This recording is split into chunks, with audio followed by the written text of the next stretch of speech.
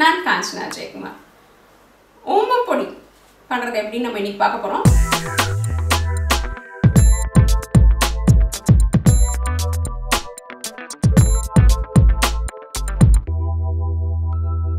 இந்த ஓமப்பொடி ரொம்ப பண்ணுறதுக்கு சுலபமான ஒரு விஷயம்.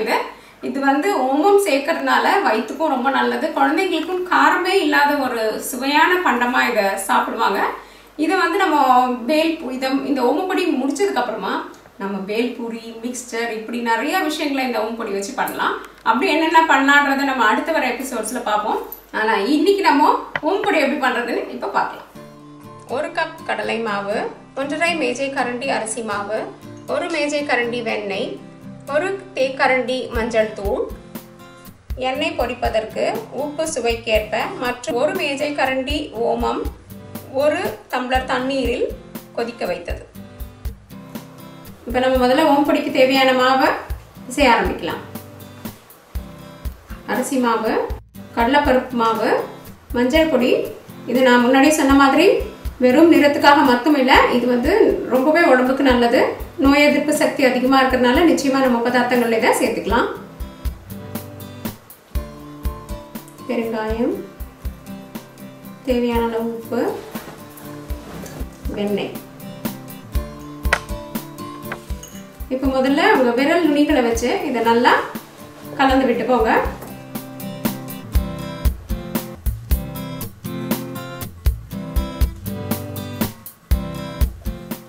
நல்லா வெண்ணெய் கூட சேர்த்துட்டோம்.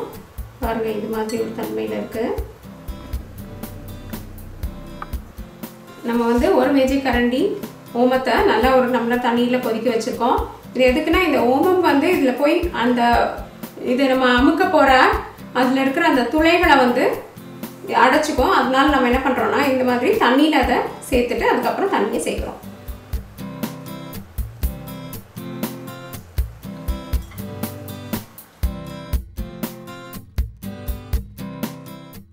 பார்த்தீங்களா, நமக்கு இந்த தண்ணி போதுமான அளவு இருந்துச்சு. இதுவே போதும். பாருங்கள், மாவின் பக்குவம் இப்படி இருக்குது. நல்லா தளர இருக்குது. இது கூட நம்ம கொஞ்சோண்டு எண்ணெய், கொதிக்கிற எண்ணெயை சேர்த்துப்போம். அதனால் இந்த பக்குவத்தில் மாவு இருந்தால் பிழியறதுக்கு ரொம்ப சுலபமாக இருக்கும். இந்த பிழியறதை தான் உபயோகப்படுத்த போகிறோம்.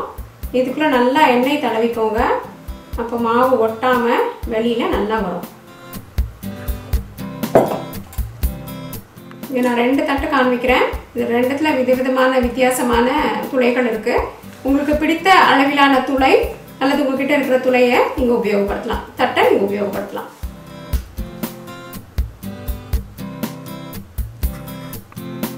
முதல்ல உங்களுக்கு தட்டிலேயே ஒரே ஒன்று பிழிஞ்சு எப்படி வரும்னு காமிக்கிறேன். ஒரு சிறிய உருண்டை எடுத்துக்கோங்க. இப்படி உருட்டிக்கலாம். பிழிகிற குழாய்க்குள்ள இது மாதிரி ஒரு சிறு உருண்டையை போட்டுடலாம்.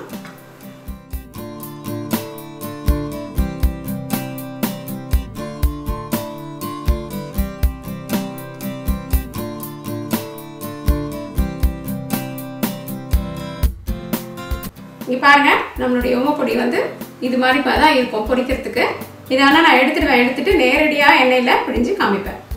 நீங்கள் ஒரு நல்ல வாணலியில் தேவையான அளவு எண்ணெய் ஊற்றிக்கோங்க. எண்ணெய் நல்லா சூடானதும் முன்னமே சொன்ன மாதிரி 1 தேக்கரண்டி நல்லா கொதிக்கிற எண்ணெயை எடுத்து இந்த மாவில் ஊற்றலாம்.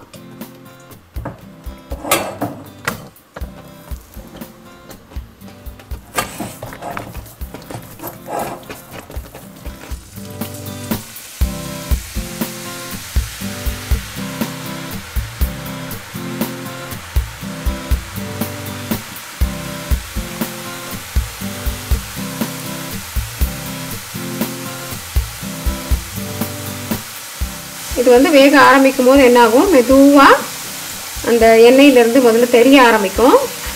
அப்புறம் எண்ணெயோடைய கொப்பளிக்கிற தன்மை, கொதிக்கிற தன்மை மெதுவாக குறையும்.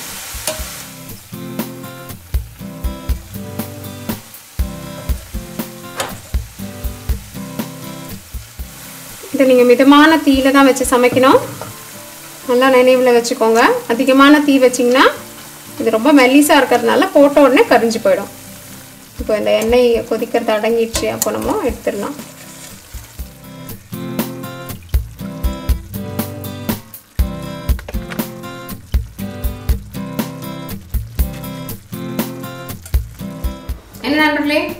நம்மளுடைய ஓமப்பொடி தயாராகிடுச்சு பார்த்தீங்களா?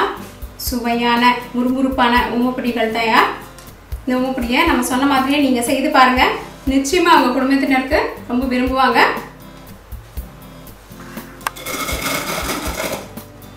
எப்படி முறுமுறுப்பாக இருந்துச்சு பார்த்தீங்களா?